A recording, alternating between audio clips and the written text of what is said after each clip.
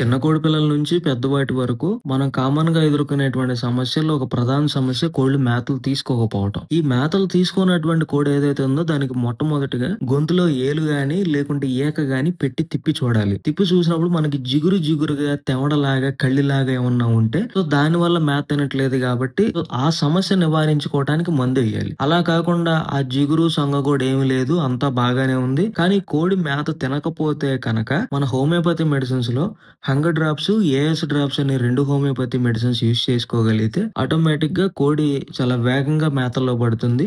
And తిన్న మేత కూడా న్యూట్రియంట్ అబ్జార్ప్షన్ బావుంటుంది దానివల్ల. అండ్ ఇంతే కాకుండా మన కోళ్ళలో వచ్చేటువంటి కాళ్ళపొట్లు గావచ్చు, పక్షవాతాలు గావచ్చు, బోర్లు ఎండిపోవడం గావచ్చు, మసూచి గావచ్చు, రెట్టలు పల్చగా తెల్లగా పారేసేయటం, రెట్టలు సరిగ్గా గుడ్లు పెట్టకపోవడం, పెట్టిన గుడ్లు తోలు గుడ్లు పెట్టేయడం, లేకుంటే పుంజులు సరిగ్గా పెట్టలని క్రాస్ అయిపోవడం, ఇలాంటి సమస్యలకు కూడా మనకు హోమియోపతిలో మెడిసిన్స్ ఉంటాయి.